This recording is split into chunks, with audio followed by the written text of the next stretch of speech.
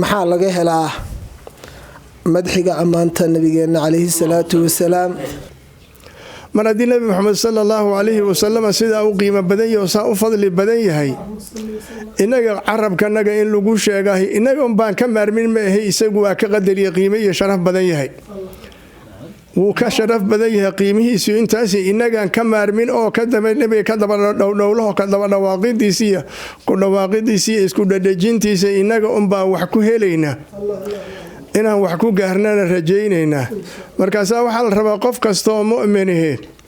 waxaas weyn oo barwaaqada ah oo nebi moxamed rabulciisa uu siiyey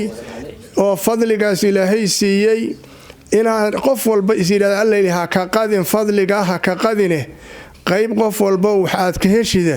war nebiga maxabadiisa qof walba uu isku dhadhejiyo nebiga si dhaba aan u jeclaano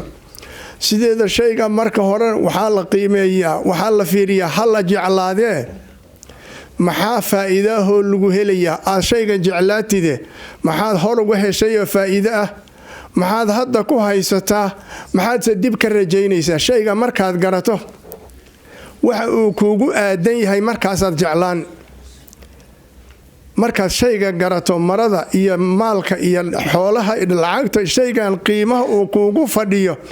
waxa aad hadda ka hor ku heshay amaad hadda kabacdi ku helayso aad ku rajaynaysa amaad hadda ku haysato markaad fiirido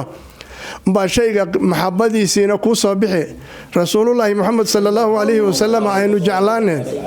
bal faa'iidadaan ku helnay fiiri iyadoo dadka ummaddu caalamka oo dhanba caalam dumay uu yahay oo ka leylatin dalmaa hameen mugdiya adduunkii oo dhan la mid noqday oo wax nuurul iimaan iyo nuurul cilmi aan lagu arag yaa nabi moxamed sala allahu calayhi wasalam ilaahay soo saaray diinkaas markii alla u soo dhiibay ilaahay nebi moxamed wuxuu u dhiibay inaa sanulqii calayka qowlan thaqiilan qur-aanka culayska badan yaa inta loo dhiibay baa waxaa la yidhi dad oo hal qof oo wax aqbalayahi ay ku adag tahay oo wada dhagax oo balaayo ah oo qalalan oo caalamkii oo dhan ahaa la yidhi gaarsiiye haddii hadda qof annaga naga mida haddii loo dhiibo layidha warqad qaad warqadan qaad oo magaalo heble gee la yidhaah oo magaaladaas dhexdeeda warqadan ku akhri lana ogyahay marqadan inaan magaaladaas laga ogolayn oo dadka magaaladaas joogahay aynan warqadan ogolayn qofkaasi dhibkuu la kulmi lahaa baladuu qiyaas warqada intaad magaalada geydid ku dhex tuurtid ka tag haddaan la dhihine magaalada dadka inta ugu yeertid waa warqadaysan ogolayn ogow dhagahooda ku shub halkaas magaalo dadkaas ee qofkaas waxaa suuraysanaya moogta dadkaasi ma dhagaxay kugu dilayaan ma biray kugu dilayaan ma ku sirqinayaan kulley naf qofka waa ka quusanaya dadaan oo wax aynan ogolayn dhagahooda ku shub oo ku dalda dadka magaalada jooga la yidhi qofkaasi khadar adagu qofkaasi loo diray nebi moxamed sala allahu calayhi wasalam rabbi wuxuu u diray ma ahan hal magaalo min mashaariqi alardi maa talacat calayhi shamsu aw qarabat ama waqarabatba inta qoraxi u soo baxdo amay u dhacdoo dhan gaarsiiyaa layidhi risaaladaanaysan ogolayn kulligood iskuduub u diidan yihiin qayb ogol iyo qayb diidan ma kalahan iskuduubay u diidan yihiin qoraxdu meeshay ka soo baxdo iyo meeshay u dhacdo inta ka dhexaydana gaarsiiyaa layidhi wax luqadiisa garanaya iyo waxaan garanayn kulligood inuu gaarsiiyaa loo diray markaasa nebi moxamed sala allahu calayhi wasalam layidhi fasdac bimaa tu'mar kor ula dhawaaq haddana hoos ha u dhihine oo tartiib qofkan hoos ugu sheeg kan hoos ugu sheeg ma ahee fasdac bimaa tu'mar kor ula dhawaaq yaa qowmi quuluu laa ilaaha ila allahu tuflixuun iyaguna markaasaad ogtahay siday meeshay mareenoo waxay yidhaahdeen ajacala alaalihata ilaahan waaxidan ina haada la shay-un cujaab warma ilaahyaalkii badnaa buu hal ka soo qaaday maa samicnaa bi haada fi lmillati alaakhira war annagu diimihii hore waxaan kuma aanan maqale in hada ilaa ikhtilaaqun waxaani waa nabiye wax jira ma ahan waxaad ogtahay oo idabdaraahay sameeyeen nebi moxamed sala allahu calayhi wasalam ku sameeyeen oysan waxba ula harinin sidii nebi nuux qoomkiisii ay u galayeen oo kaleetaa loo galayoo nebi nuux qoom gaaraha loo diray caalamka dhan isaga gaarsiin la yidhi wax walboo xumaanhay ku sameeyeen markaasuu wuxuu odhanayay allaahuma hdi qowmii fa innahum laa yaclamuun ilaahu reer tolkay waxba garan maayaan hanuunka sii wuxuu nebi moxamed sala allahu calayhi wasalam dhib kastoo lasoo mariyey hal maalin baa la sheegaa inuu nebi moxamed sallallahu calayhi wasalam dad gaarahoo dhib gaara ula bareeray inuu yidhi allahuma calayka bifulaanin allahuma calayka bifulaanin allahuma calayka bifulaanin markii abijahal uu yidhi waraaya mandhahasha meeshaas ku dhashay mandheerteeda ninkee inta soo qaado markaas maxamed meesha uu sujuudo kor ka saaraya ee cuqbata bni abi mucayd uu yidhi aniga igu halleeya cuqbata bni abi mucayd inta soo qaaday gaalkaasi nebi maxamed markuu sujuuday mandheertii korka ka saaray ee ay qosol iskula dhacdhaceen qosol qofba dhinac ula dhacay isku madax isku dhifdhifsadeen ayagoo ku maadaysanaya nebi maxamed uu rabbulciisa ilaahay u sujuudsan yahay ilaahay waxba kuma ahan inuu kulligood hal mar kaliya ebar ka dhigo laakiin waa loo kaadiyey waana la qaban doonaahe nebi maxamed sallallahu calayhi wasalam sujuudiisiiyuu iska sii daa'imay cabdullaahi bni mascuuda meeshaa joogay oo wuxuu yidhi low kaanat lii biya quwa haddii awood aan lahaan lahaa nebiga waxbaan tari lahaa laakiin waxaa la ogyahay cabdullahi bni mascuud inuusan waxba eed lahayn wuxuu ah cabdullaahi bni mascuud nin aada u xoog badan qalbiga markii la yidhahdo qalbi ahaan nin xoog badan laakiin jirkiisu waa nin naxiifa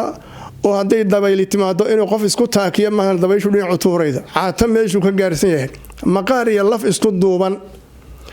oo haddii macnaha waxaa la sheegay nebiga sala allahu calayhi wasalam dagaal uu nebigu aado ma ka hari jirin cabdullaahi bni mascuud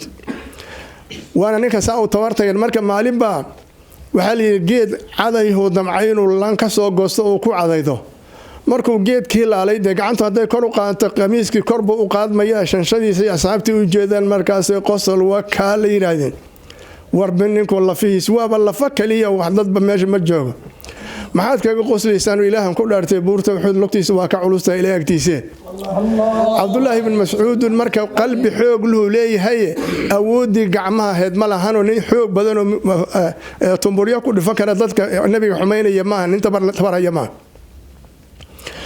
faatimata binti rasuulilaahi sala allahu calayhi wasalam radiallahu canhaa qaylo loo geeyayo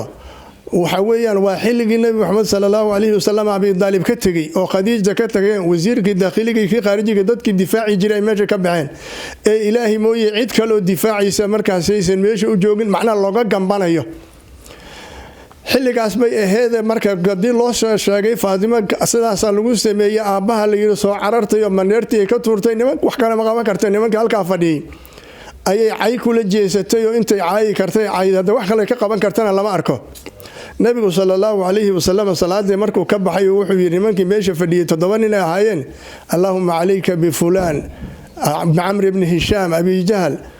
umayyah ibn khalaf fulan kulligood 7 nin oo meesha fadhiyeen hal meel lagu dilay maalintii badar hal gooba 7 ku baqtiyeen todobadii ninkii kaliya hal ninan goobtii ku baqtiina ka bacdi baqtiyay waa Uqbata ibn Abi Mu'ayd ninkii nabiga mandeerta saaray isagu dagaalkii kuma dhiman ragii la soo qabtay buu ka mid noqday markii goobta ragii la soo qabtay uu ka mid noqday nabiga loo sheego waxa la yiri waliba intii la joogay maalintii ku xigtay midna looma sheegin markii meeshii laga tagay waxa la yiri ma ogtaa nabi Allah waxa ku jira nimanka noo xirxiran Uqbata ibn Abi Mu'ayd Allah kaasi raaci ma Madiina raaci ma dhaafiyir بدل رجل لجود لي كفارة لجول لي واللحدن يسديد تضباط ثمباري بدل كفارة كلا تلليه اللي بقى يوحر حرنا للدلي مركي جوبت الجوجي متبع للدلي والنبي الله وهبل لأن كان حرني وحوها قال مركي هرسو إسلامي كبعد الردوبي كبعد أضون مؤمن هو الهادلي نبي وحي كان راعي ما يمشي لجود لي عقبة ابن أبي معين ندح مركي الله سيمر سينا يا الله شغال يمكنوك تهنبه لو عقبة كجرة رقاسي أثناء دافير وسيداسي كنت تدوات يكون وضين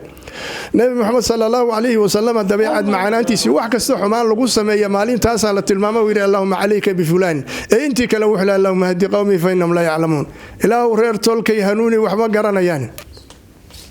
نبي dadkaas marka loo diray sida ugu dulqaatay min mashaariq al-ard wa magharibiha waxa saysan ogoleen dhagahooda ku shub oo dhagtooda ku dhibci kuna dirqi haday ka diidaan ka bacdi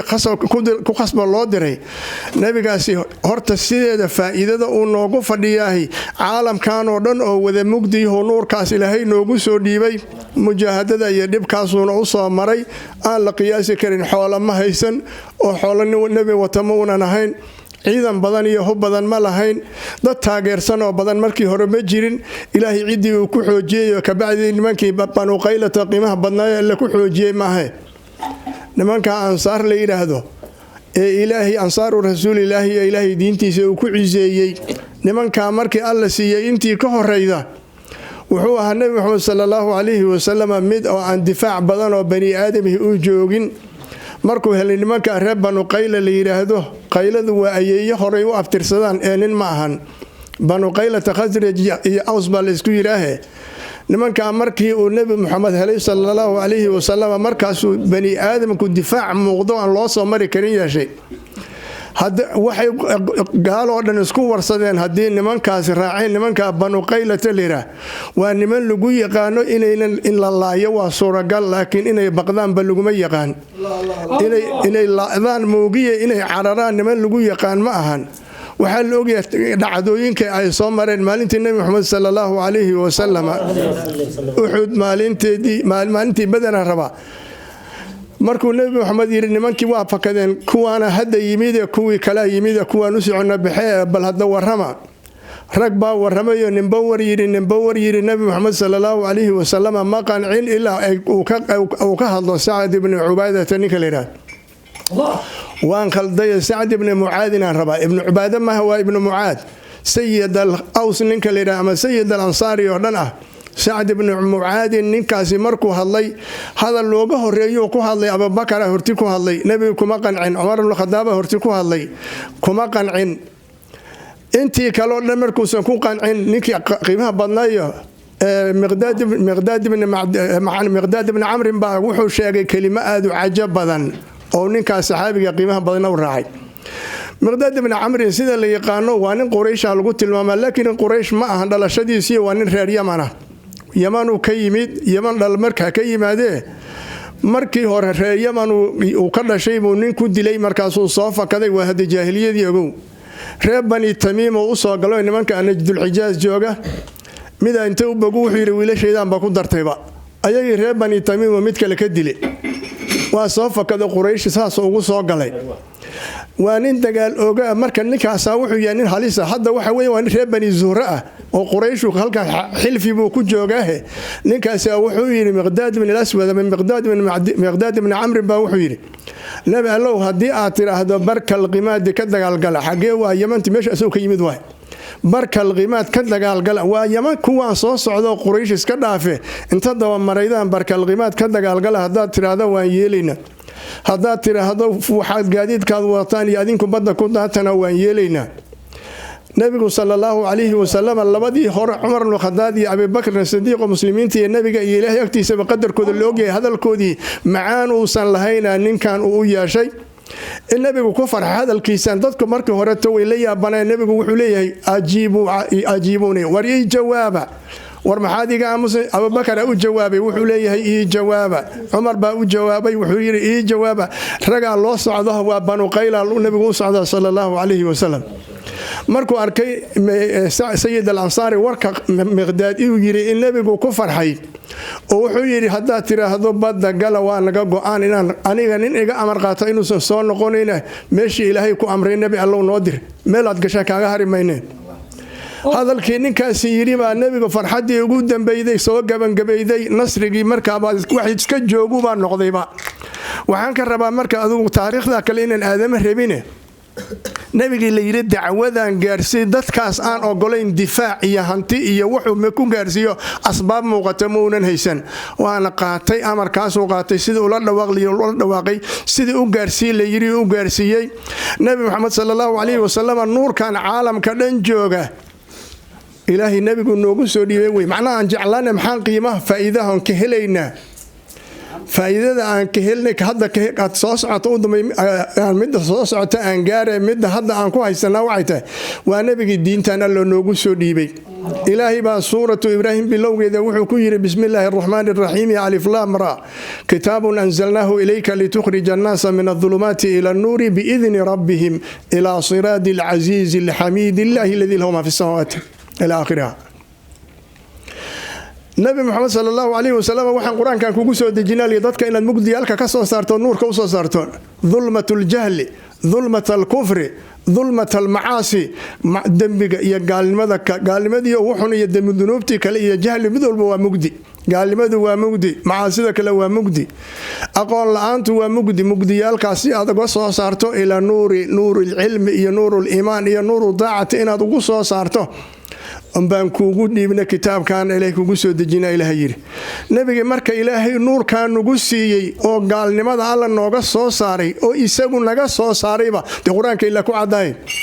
nabi maxamed baa gaalnimada naga soo saaray ilaahay baa u diray inuu gaalnimada naga soo saaro wuuna naga soo saaray dadada macnaha warkaas oo kale markay maqlaan waxaan doodaa wax shaytaan